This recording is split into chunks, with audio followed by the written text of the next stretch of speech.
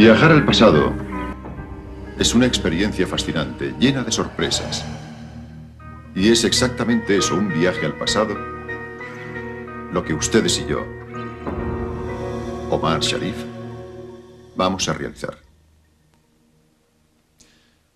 No se muevan de la butaca, relájense y síganme a este increíble viaje al pasado y a la vida cotidiana de quienes lo vivieron.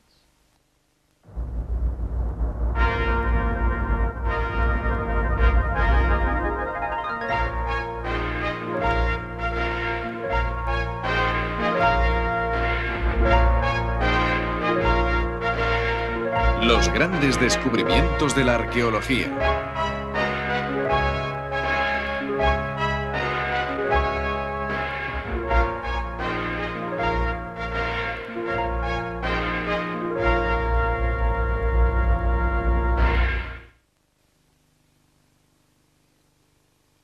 Se dice que las maravillas del mundo son 7, pero la lista no está completa, porque además de las pirámides de Egipto y de los jardines colgantes de Babilonia, hay una 8ª maravilla, la Gran Roma Imperial. De hecho, en el mundo antiguo, no existía ninguna ciudad tan rica y espléndida como la capital del Imperio Romano. Ni tal vez jamás ha existido ninguna ciudad tan amada y tan odiada por sus habitantes como Roma. Una ciudad única a la que el poeta marcial que vivió en el siglo I después de Cristo dedicó este epigrama. Roma. No hay ninguna ciudad como tú, ni ninguna te sigue. Sin olvidar estas palabras, visitemos juntos algunos monumentos y palacios de esta gran metrópolis de la antigüedad, tal como seguramente fueron hace casi 2000 años. La Roma Imperial.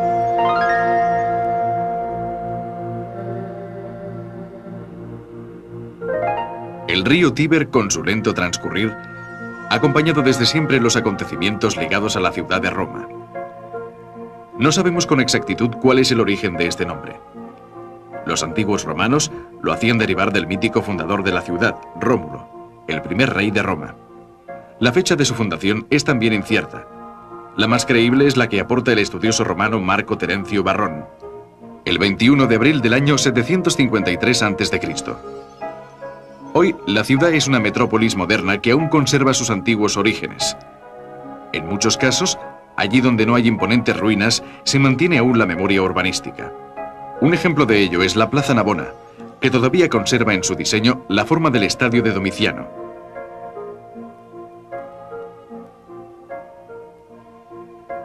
A lo largo de muchos siglos, Roma ha sufrido una expansión prácticamente ininterrumpida, que la llevó primero a ocupar las 7 colinas y después a extenderse con prepotencia hacia el campo. En el siglo III después de Cristo, entre ciudadanos, soldados, libertos y esclavos, Roma contaba con 1 millón de habitantes, e incluso hay quien dice que eran más de 2.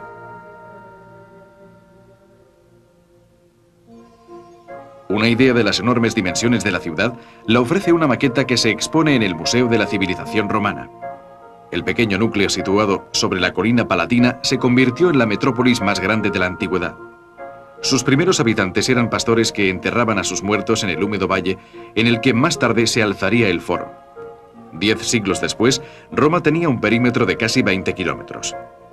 En el siglo IV después de Cristo existían más de 400 barrios, 28 bibliotecas, 8 puentes, centenares de plazas, 29 grandes vías que unían el centro con la periferia y también 19 acueductos que transportaban cada día 1.500 millones de litros de agua para alimentar fuentes públicas y baños privados, además de 11 enormes complejos como las termas de Caracalla o las de Diocleciano.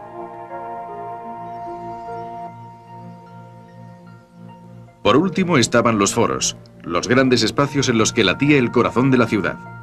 Entre estos, el más espectacular era el Foro Romano.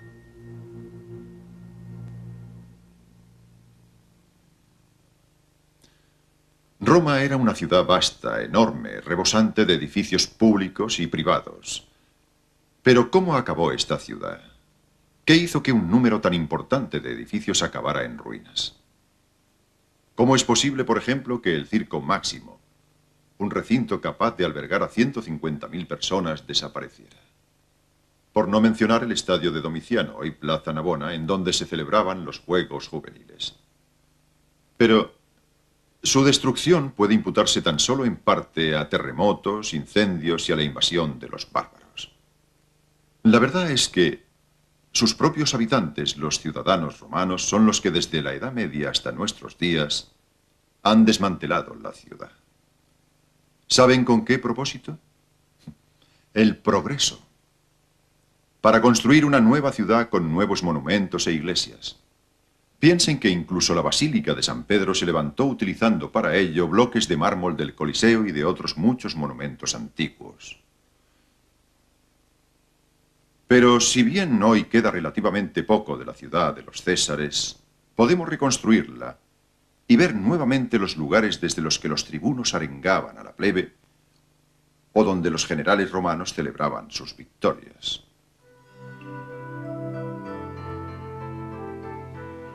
A los pies del Capitolio, donde antiguamente se alzaba el templo de la Tríada Capitolina, el lugar de culto más sagrado de la Roma imperial, se situaba la gran plaza del Foro Romano. Alrededor del año 600 a.C. se realizó la primera pavimentación con tierra batida de esta zona, que se había convertido en el centro de la ciudad. Durante el siglo II a.C., las exigencias del crecimiento de Roma, transformada en una potencia que dominaba el Mediterráneo, determinaron un gran desarrollo urbanístico que transformó en pocos decenios el aspecto del foro. Bajo el mandato del emperador Augusto, cuando Roma ya era la capital de un imperio que se extendía desde las Galias hasta Siria, el foro se convirtió en el teatro de la grandeza imperial. Se construyeron templos y edificios públicos que, junto con las suntuosas residencias de los emperadores sobre la colina palatina, lo convirtieron en un escenario realmente único en el mundo. Incluso cuando más tarde en sus inmediaciones se construyeron otros foros, como los de Augusto o Trajano, el foro romano conservó su importancia para la Roma imperial. Hoy en día esto es todo cuanto podemos admirar desde el Capitolio, pero hace unos 3000 años esta zona debía aparecer así.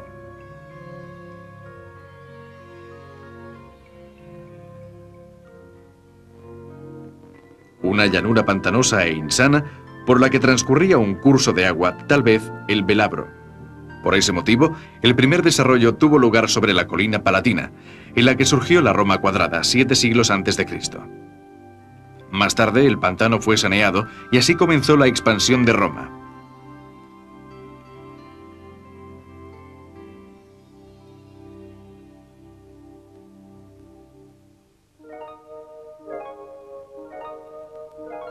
Narra la leyenda que el perímetro de la Roma cuadrada fue trazado sobre la colina palatina por el arado de Rómulo, primer rey de Roma.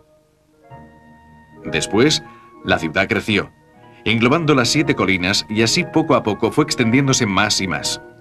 En la época del penúltimo rey de Roma, Servio Tulio, se construyó la primera gran línea de murallas con una extensión de casi 11 kilómetros, pero ya al final de la República, la expansión de Roma había superado el límite de las antiguas murallas. Tanto que el emperador Aureliano, temiendo posibles invasiones bárbaras, hizo construir otras nuevas con una longitud de 18 kilómetros.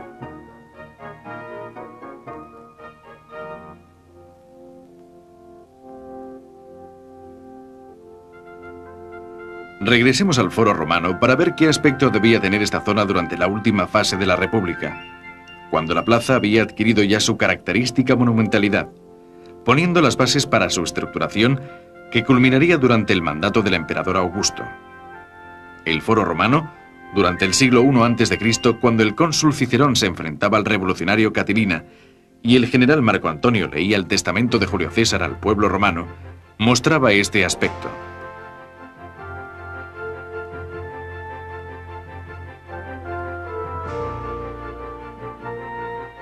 El gran edificio del Templo de Saturno, la Basílica Sempronia, construida en el año 169 a.C., y junto a ella el Templo de los Dioscuros.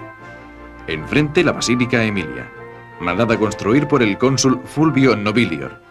Y por último, la pavimentación, con el resto de los edificios.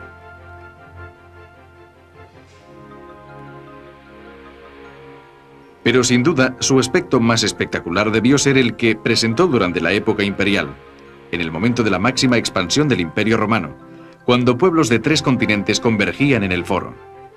Numerosas columnas y monumentos honoríficos construidos para conmemorar las gestas del emperador ocuparon el área pavimentada situada frente al templo de Saturno. A la derecha, la Basílica Julia, alzada por orden de Julio César, y que, como todas las basílicas romanas, se usaba como lugar para discutir de negocios. Junto a ella, los templos de Castor y Pollux, los dioses tutelares de la nobleza. A la izquierda, la Basílica Emilia, la única superviviente de las existentes en la época republicana, restaurada varias veces a causa de numerosos incendios. Por último, el resto de los edificios de la plaza. Arriba, a la derecha, las residencias imperiales sobre la colina palatina y a lo lejos, el Coliseo.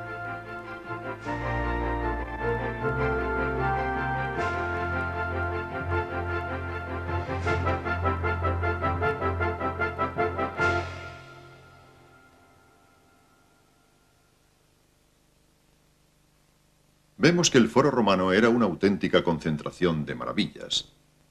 La muestra de la grandeza de Roma, destinado a dar cobijo y a asombrar al gentío que la recorría en un increíble ir y venir a cualquier hora del día o de la noche.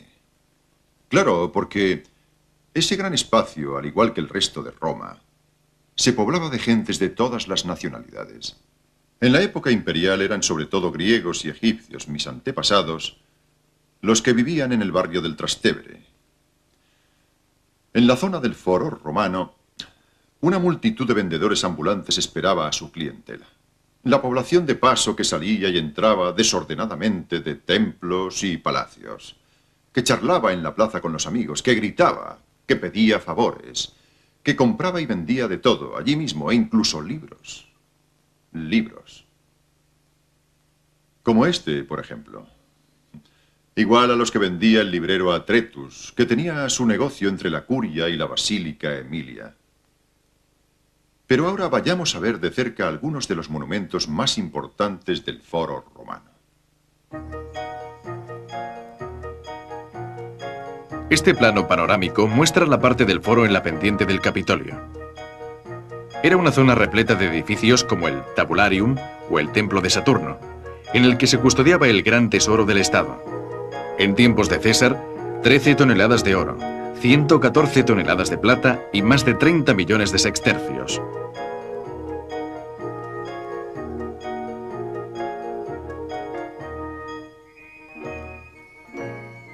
Durante el siglo IV después de Cristo aproximadamente, esta zona tenía con toda probabilidad este aspecto, con el suelo adoquinado, los arcos y los monumentos honorarios. A lo alto, de izquierda a derecha, el templo de Saturno y los de Vespasiano y Tito. Por último, sobre la colina del Capitolio, donde hoy se encuentra la sede municipal, estaba el Tabularium, el archivo del Estado. Otra zona importante del Foro Romano era la central, al abrigo de la colina palatina entre el templo de Vesta y el de Castor y Pollux, llamado también de los Dioscuros. El templo de Vesta era circular en forma de cabaña y custodiaba el fuego sagrado y el Palladium, una estatuilla de madera que representaba a Minerva, que según la leyenda, Eneas había traído de Troya. Esto, en cambio, es todo cuanto queda del templo de los Dioscuros, construido como recuerdo de la batalla del lago Regilo, en la que los romanos derrotaron a los latinos.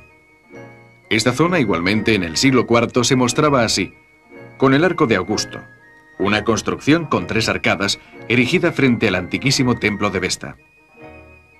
A la derecha, el templo de los Dioscuros.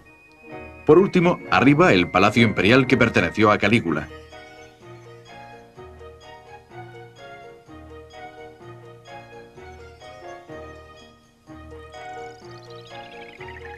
Esta era la casa de las Vestales, de las que se conservan las ruinas del atrio.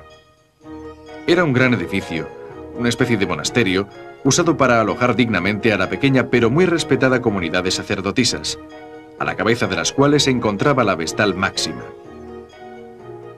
Todas las Vestales procedían de familias nobles, de las que eran apartadas a una edad muy temprana, entre los 6 y los 10 años.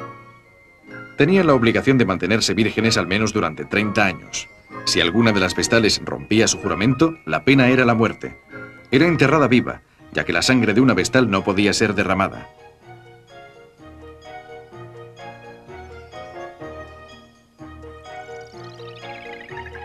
Dejando la casa de las Vestales y siguiendo por la Vía Sacra, se encuentra uno de los edificios más grandiosos de la Roma imperial, la basílica que Magencio inició y que concluyó Constantino el año 315 después de Cristo.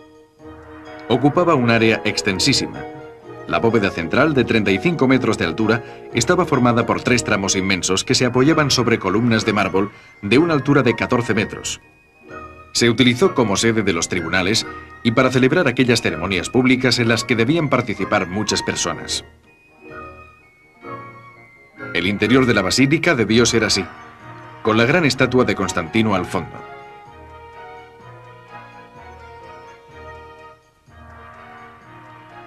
Frente a la basílica se distinguía el panorama de la colina palatina, ocupado ya por las viviendas de los grandes patricios. Desde los tiempos de Augusto se utilizó para la residencia de los emperadores, convirtiéndose en un conjunto sin igual en todo el mundo. Y he aquí el panorama que se ofrecía a un visitante que la observaba desde la fachada de la Basílica de Magencio.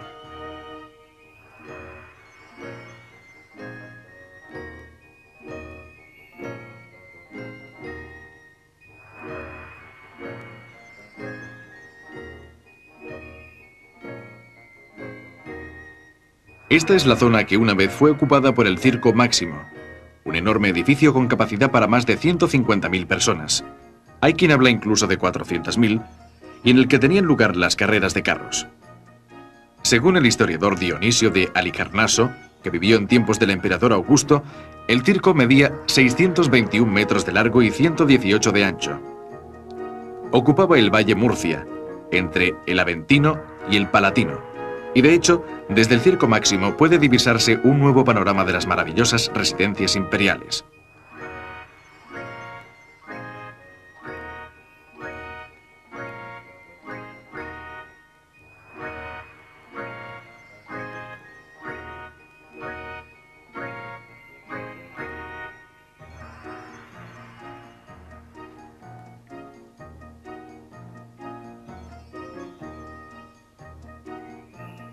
Para tener una idea de la grandeza de estos palacios imperiales, veamos el triclinio de la Domus Flavia, la sala de banquetes que construyó el arquitecto Ravirio para el emperador Domiciano.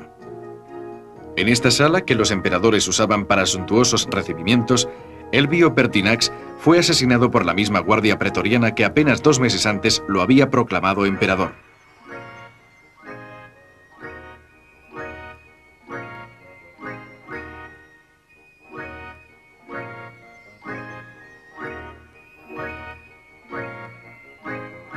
Volvamos al Foro Romano, y más concretamente a la zona del Clivus Capitolinus, una empinada calle que unía el Foro con el Palatino. Para Lanciani, uno de los mayores estudiosos de Roma, esta calle debió ser así.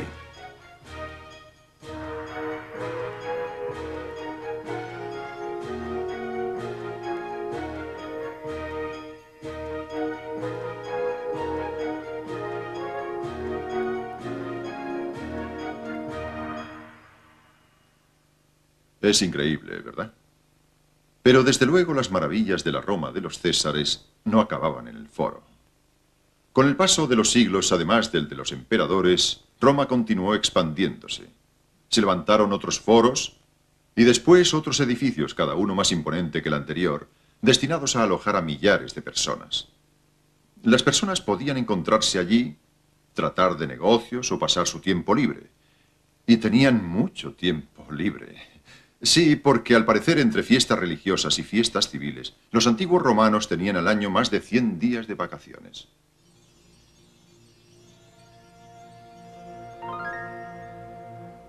Entre los edificios públicos más imponentes se encontraban grandes complejos termales como este que están viendo.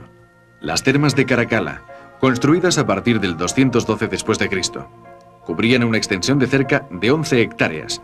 Contaban con cisternas capaces de contener 80.000 metros cúbicos de agua. Fueron utilizadas durante más de 300 años sin interrupción hasta que en el año 537, tras el corte de los acueductos a instancias del rey bárbaro Pitiges, dejaron de funcionar. La entrada costaba un cuadrante, una miseria. Más de 2.000 personas podían bañarse a la vez en piscinas de agua caliente y fría, hacer gimnasia, jugar a la pelota, leer, discutir, escuchar a los escritores más en boga que acudían a las termas a dar a conocer su última obra. Este es el aspecto que ahora presenta la gran zona de la natatio, es decir, la piscina al aire libre. Y así es como pudieron verla quienes la visitaban con las frescas y límpidas aguas del acueducto del Aqua Marfia.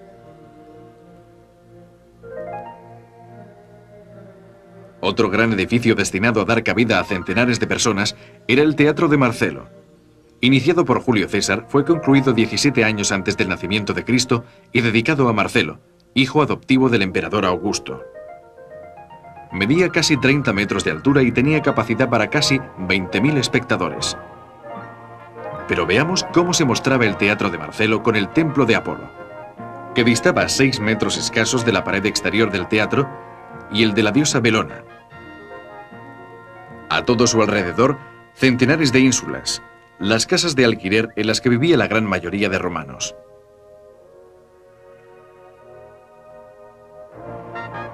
Pero uno de los edificios más concurridos era el Anfiteatro Flavio, conocido por todos como el Coliseo. Aquí se organizaban las luchas de gladiadores, un espectáculo que literalmente enloquecía a los antiguos romanos. Quizás no hay ningún otro monumento en el mundo más famoso que el Coliseo. No se sabe con exactitud quién fue su genial constructor. Tal vez Rabirio, el arquitecto de Domiciano, o tal vez un tal Guadencio. Lo que es cierto es que el Coliseo fue pensado como una obra maestra de simetría y de elegancia, un signo tangible de la grandeza de Roma. Tenía una altura de 4 pisos que sumaban un total de más de 48 metros, y para construirlo se utilizaron más de 100.000 metros cuadrados de mármol travertino. El Coliseo se construyó en el valle que se extiende entre las colinas de Palatino, Esquilino y Celio, en sustitución de otro edificio provisional de madera, que Nerón había hecho construir después de que el incendio de Roma, el 64 después de Cristo, destruyera el antiguo anfiteatro de Tauro. Impulsado por el emperador Vespasiano, el Coliseo fue inaugurado por Tito el año 80 después de Cristo. Para la ocasión se organizó una serie de espectáculos grandiosos que duraron 100 días y 100 noches, y en los que se mataron más de 100.000 fieras. Pero intentemos ver qué aspecto ofrecía el Coliseo el siglo III después de Cristo. Discúlpenme, pero sentía curiosidad. Así es como vemos el Coliseo en nuestros días.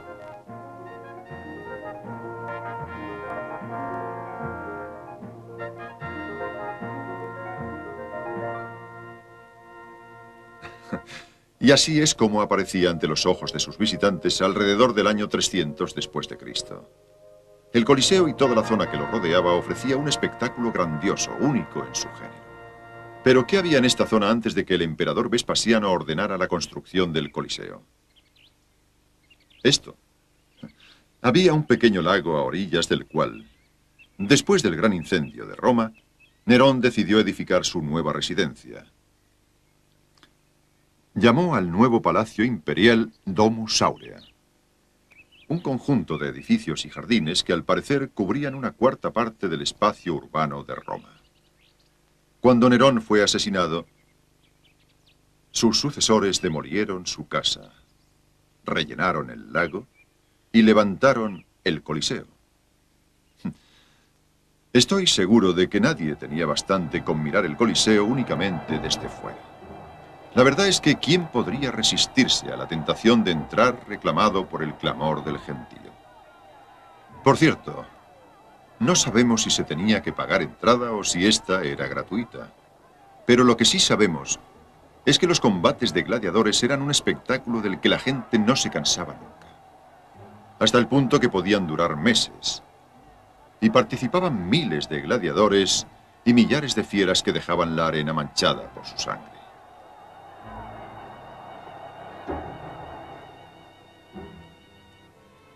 El interior del Coliseo tiene un perfil elíptico tan largo como un campo de fútbol. En su graderío podían situarse más de 70.000 personas. Cualquier ocasión era buena para organizar un combate. No había victoria militar, fiesta religiosa, aniversario, que no se celebrara con sanguinarios juegos entre gladiadores. Fueron millares los espectáculos de este tipo. En uno solo de ellos, promovido por el emperador Trajano y que duró sin interrupción alguna 117 días seguidos, murieron en la arena más de 9.000 gladiadores.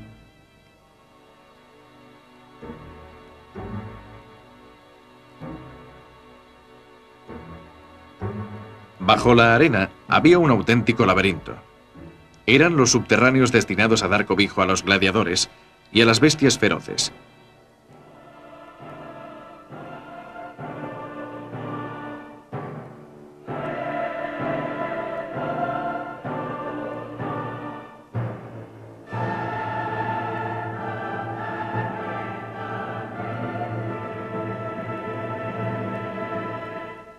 Los subterráneos eran lugares infernales.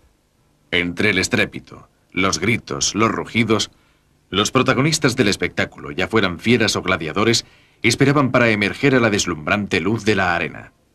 Les esperaba un público delirante para lo que debía ser una perfecta y entusiasmante puesta en escena de la muerte.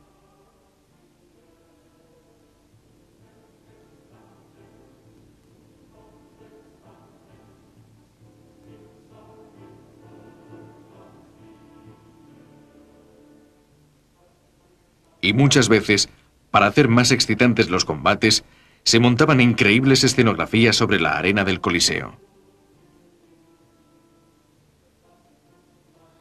Es una maravilla, ¿no les parece? Decorados como este eran el decorado de los combates matutinos entre hombres y animales, y los que enfrentaban a gladiadores por la tarde. Para el gran público, los gladiadores eran héroes, y muchas damas nobles romanas hubieran hecho lo que fuera por conseguir los favores de Sergio el Tracio o Atilio el Mirmillón. Una idea realista de lo que debieron ser estos combates nos la ofrece una pintura del artista francés Jean-Léon Gérôme. Síganme.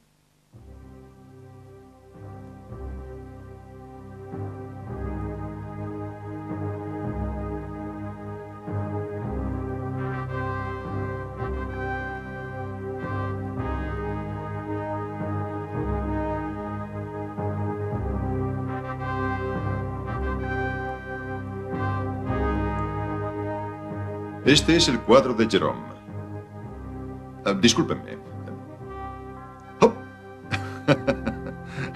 Es fantástico poder entrar en un cuadro. Supongo que a ustedes también les gustaría. Aquí tenemos a los gladiadores al final de un combate. Pero no todos los gladiadores eran iguales. Estaban los samnitas, que llevaban escudo y espada, los tracios, que usaban puñal, los mirmillones, llamados así porque en su yelmo aparecía la figura de un pez, el mirmillo. Y por último los reciarios, que tras atrapar a su enemigo con su red, lo mataban con un tridente. En este dibujo, el pobre reciario se lleva la peor parte. Esas mujeres que ven ahí arriba con un velo cubriéndoles la cabeza son las vestales, las sagradas sacerdotisas vírgenes que, a pesar de su vocación, acudían a ver el espectáculo. La forma de combatir del reciario no debe haber gustado a las vestales, porque tienen el pulgar hacia abajo y con ello lo están condenando a muerte. El público, de hecho, no asistía tan solo al espectáculo, sino que participaba, aullando de forma salvaje y gritando «¡Degüéllalo! ¡Mátalo!» y girando el pulgar hacia abajo si querían que el gladiador derrotado muriera. Como pueden imaginar, el mundo de los gladiadores era realmente un mundo aparte, violento, feroz y enigmático. Los gladiadores no aprendían únicamente a usar las armas, sino también a morir heroica y honorablemente para merecer el aplauso de la multitud. Únicamente en una ocasión los gladiadores se rebelaron de verdad. Fue la rebelión de Espartaco, que por un momento hizo temblar a Roma. Y aquí concluye esta primera etapa de nuestro viaje por las maravillas de la antigüedad. Pero volveremos a vernos muy pronto. Adiós.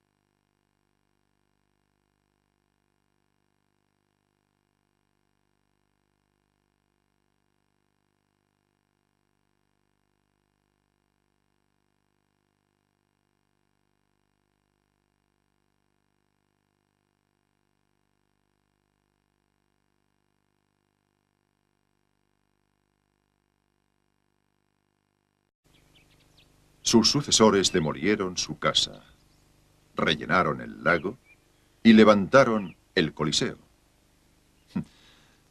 Estoy seguro de que nadie tenía bastante con mirar el Coliseo únicamente desde fuera.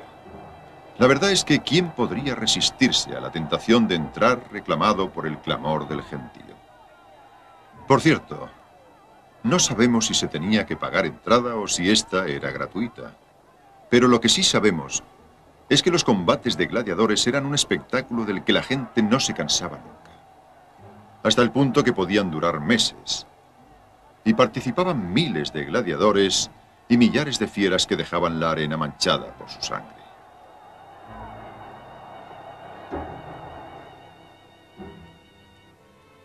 El interior del Coliseo tiene un perfil elíptico tan largo como un campo de fútbol. En su graderío podían situarse más de 70.000 personas. Cualquier ocasión era buena para organizar un combate. No había victoria militar, fiesta religiosa, aniversario, que no se celebrara con sanguinarios juegos entre gladiadores. Fueron millares los espectáculos de este tipo.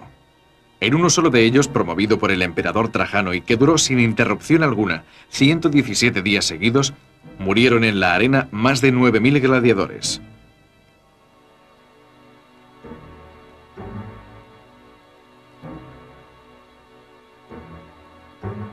Bajo la arena había un auténtico laberinto. Eran los subterráneos destinados a dar cobijo a los gladiadores y a las bestias feroces.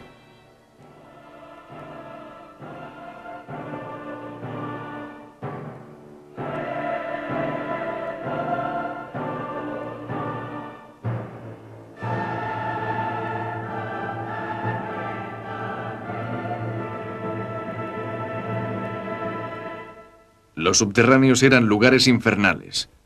Entre el estrépito, los gritos, los rugidos, los protagonistas del espectáculo, ya fueran fieras o gladiadores, esperaban para emerger a la deslumbrante luz de la arena. Les esperaba un público delirante para lo que debía ser una perfecta y entusiasmante puesta en escena de la muerte.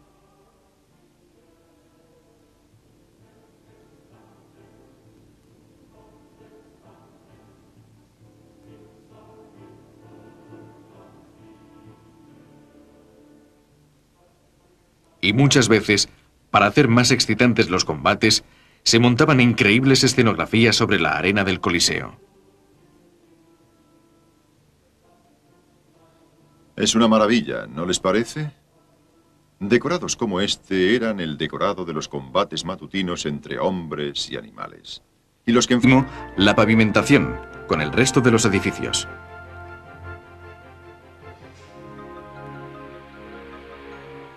Pero sin duda, su aspecto más espectacular debió ser el que presentó durante la época imperial, en el momento de la máxima expansión del Imperio Romano, cuando pueblos de 3 continentes convergían en el foro.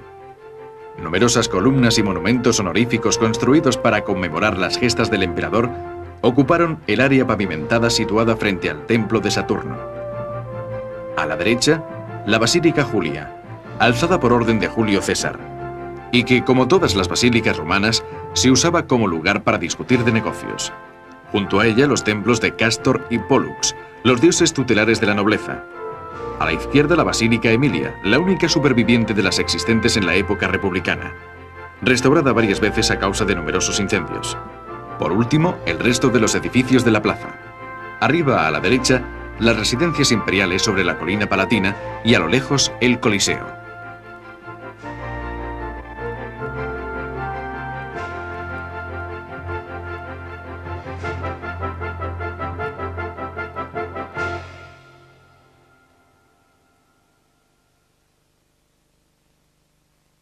Vemos que el foro romano era una auténtica concentración de maravillas. La muestra de la grandeza de Roma, destinado a dar cobijo y a asombrar al gentío que la recorría en un increíble ir y venir a cualquier hora del día o de la noche. Claro, porque ese gran espacio, al igual que el resto de Roma, se poblaba de gentes de todas las nacionalidades. En la época imperial eran sobre todo griegos y egipcios, mis antepasados, los que vivían en el barrio del Trastevere. En la zona del foro romano, una multitud de vendedores ambulantes esperaba a su clientela. La población de paso que salía y entraba desordenadamente de templos y palacios, que charlaba en la plaza con los amigos, que gritaba, que pedía favores, que compraba y vendía de todo, allí mismo, e incluso libros. Libros. Como este, por ejemplo. Igual a los que vendía el librero Atretus, que tenía su negocio entre la Curia y la Basílica Emilia. Pero ahora vayamos a ver de cerca algunos de los monumentos más importantes del Foro Romano. Este plano panorámico muestra la parte del foro en la pendiente del Capitolio. Era una zona repleta de edificios como el Tabularium o el Templo de Saturno, en el que se custodiaba el gran tesoro del Estado. En tiempos de César, 13 toneladas de oro, 114 toneladas de plata y más de 30 millones de sextercios. Antigüedad. Pero volveremos a vernos. Muy pronto. Adiós.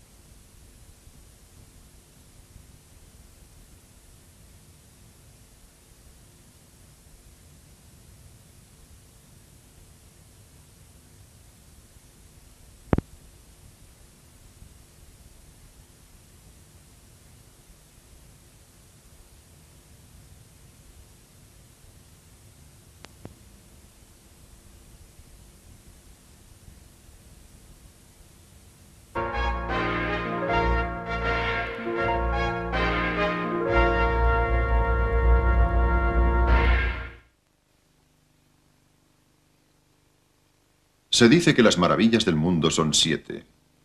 Pero la lista no está completa, porque además de las pirámides de Egipto y de los jardines colgantes de Babilonia, hay una 8ª maravilla, la Gran Roma Imperial. De hecho, en el mundo antiguo, no existía ninguna ciudad tan rica y espléndida como la capital del Imperio Romano. Ni tal vez jamás ha existido ninguna ciudad tan amada y tan odiada por sus habitantes como Roma.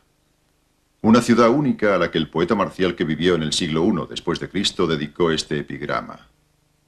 Roma. No hay ninguna ciudad como tú, ni ninguna te sigue. Sin olvidar estas palabras, Visitemos juntos algunos monumentos y palacios de esta gran metrópolis de la antigüedad, tal como seguramente fueron hace casi 2000 años. La Roma imperial.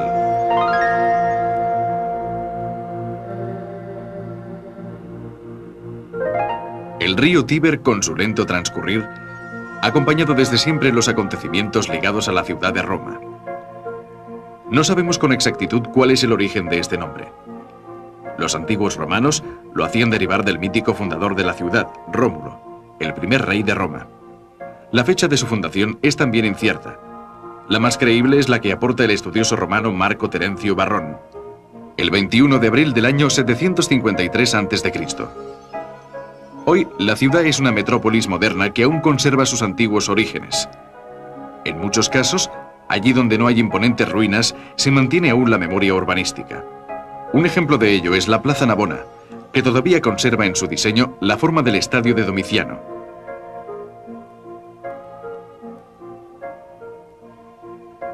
A lo largo de muchos siglos, Roma ha sufrido una expansión prácticamente ininterrumpida, que la llevó primero a ocupar las 7 colinas y después a extenderse con prepotencia hacia el campo. En el siglo III después de Cristo, entre ciudadanos, soldados, libertos y esclavos, Roma contaba con 1 millón de habitantes, e incluso hay quien dice que eran más de 2.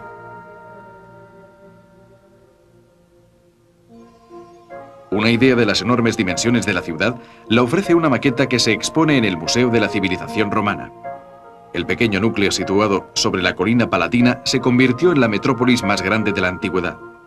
Sus primeros habitantes eran pastores que enterraban a sus muertos en el húmedo valle en el que más tarde se alzaría el foro. 10 siglos después, Roma tenía un perímetro de casi 20 kilómetros. En el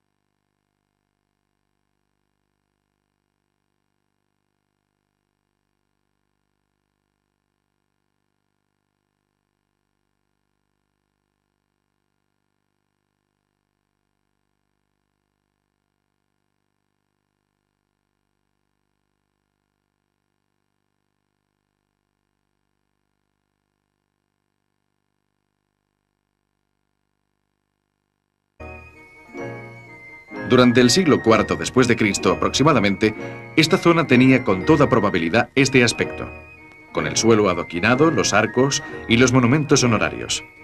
A lo alto, de izquierda a derecha, el templo de Saturno y los de Vespasiano y Tito. Por último, sobre la colina del Capitolio, donde hoy se encuentra la sede municipal, estaba el Tabularium, el archivo del Estado. Otra zona importante del Foro Romano era la central, al abrigo de la colina palatina entre el templo de Vesta y el de Castor y Pollux, llamado también de los Dioscuros. El templo de Vesta era circular en forma de cabaña y custodiaba el fuego sagrado y el Palladium, una estatuilla de madera que representaba a Minerva, que según la leyenda, Eneas había traído de Troya. Esto, en cambio, es todo cuanto queda del templo de los Dioscuros, construido como recuerdo de la batalla del lago Regilo, en la que los romanos derrotaron a los latinos. Esta zona igualmente en el siglo IV se mostraba así, con el Arco de Augusto, una construcción con 3 arcadas erigida frente al antiquísimo templo de Vesta. A la derecha, el templo de los Dioscuros. Por último, arriba el palacio imperial que perteneció a Calígula.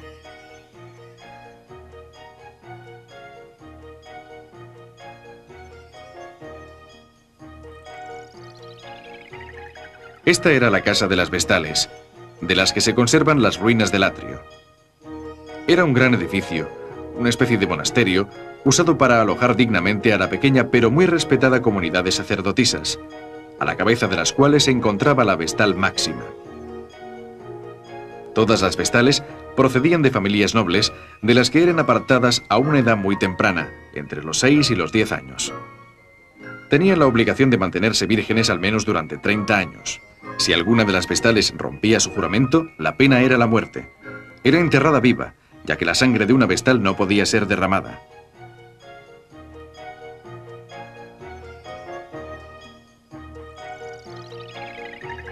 Dejando la casa de las Vestales y siguiendo por la vía sacra, se encuentra uno de los edificios más grandiosos de la Roma imperial, la basílica que Magencio inició y que concluyó Constantino el año 315 después de Cristo. Ocupaba un área extensísima. La bóveda central, de 35 metros de altura, estaba formada por 3 tramos inmensos que se apoyaban sobre columnas de mármol de una altura de 14 metros. Se utilizó como sede de los tribunales y para celebrar aquellas ceremonias públicas en las que debían participar muchas personas. El interior de la basílica debió ser así, con la gran estatua de Constantino al fondo.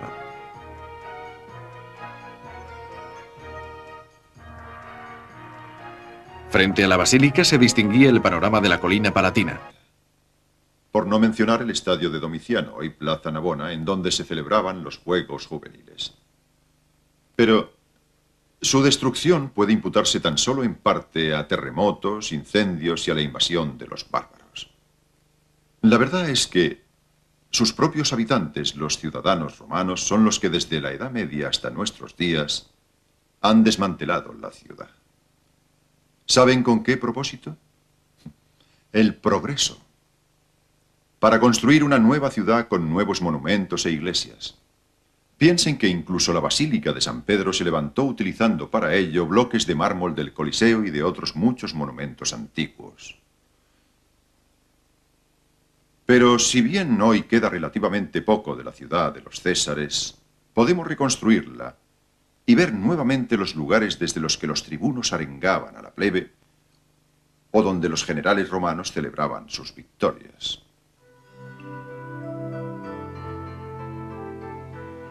A los pies del Capitolio, donde antiguamente se alzaba el templo de la Tríada Capitolina, el lugar de culto más sagrado de la Roma imperial, se situaba la gran plaza del Foro Romano. Alrededor del año 600 a.C. se realizó la primera pavimentación con tierra batida de esta zona, que se había convertido en el centro de la ciudad. Durante el siglo II a.C., las exigencias del crecimiento de Roma, transformada en una potencia que dominaba el Mediterráneo, determinaron un gran desarrollo urbanístico que transformó en pocos decenios el aspecto del foro. Bajo el mandato del emperador Augusto, cuando Roma ya era la capital de un imperio que se extendía desde las Galias hasta Siria, el foro se convirtió en el teatro de la grandeza imperial. Se construyeron templos y edificios públicos que, junto con las suntuosas residencias de los emperadores sobre la colina palatina, lo convirtieron en un escenario realmente único en el mundo. Incluso cuando más tarde en sus inmediaciones se construyeron otros foros, como los de Augusto o Trajano, el foro romano conservó su importancia para la Roma imperial. Hoy en día esto es todo cuanto podemos admirar desde el Capitolio, pero hace unos 3000 años esta zona debía aparecer así.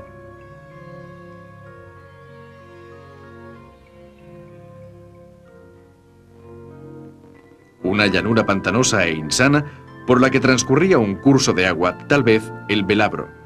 Por ese motivo, el primer desarrollo tuvo lugar sobre la colina Palatina, en la que surgió la Roma cuadrada 7 siglos antes de Cristo. Más tarde, el pantano fue saneado y así comenzó la expansión de Roma.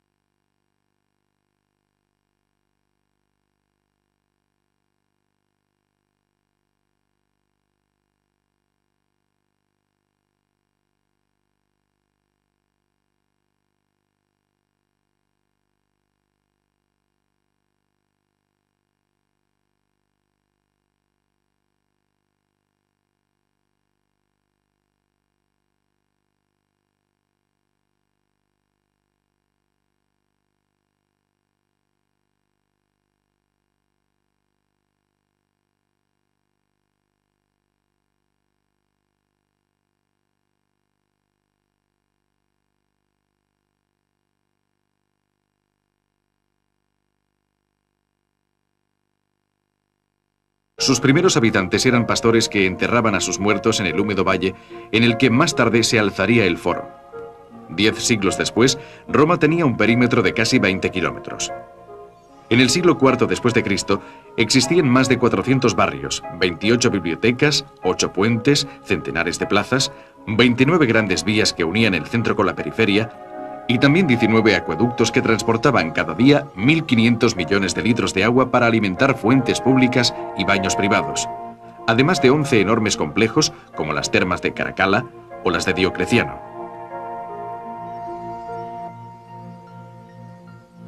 Por último estaban los foros, los grandes espacios en los que latía el corazón de la ciudad. Entre estos, el más espectacular era el Foro Romano.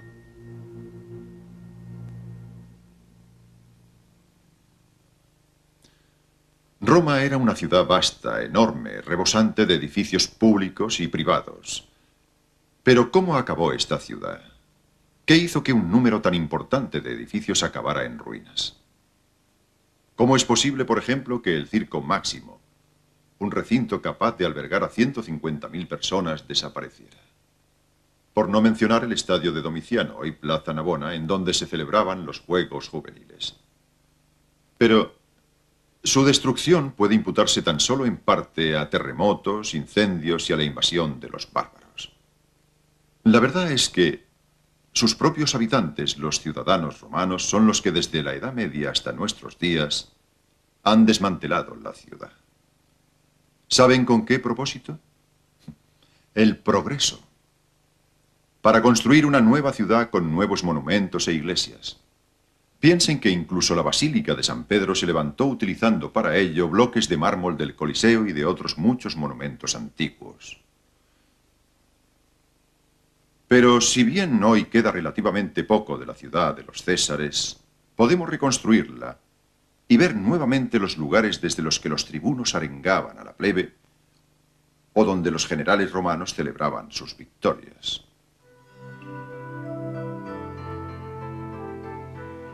A los pies del Capitolio, donde antiguamente se alzaba el templo de la Tríada Capitolina, el lugar de culto más sagrado de la Roma imperial, se situaba la gran plaza del Foro Romano. Alrededor del año 600 a.C. se realizó la primera pavimentación con tierra batida de esta zona, que se había convertido en el centro de la ciudad. Durante el siglo II a.C., las exigencias del crecimiento de Roma, transformada en una potencia que dominaba el Mediterráneo, determinaron un gran desarrollo urbanístico que transformó en pocos decenios el aspecto del foro. Bajo el mandato del emperador Augusto, cuando Roma ya era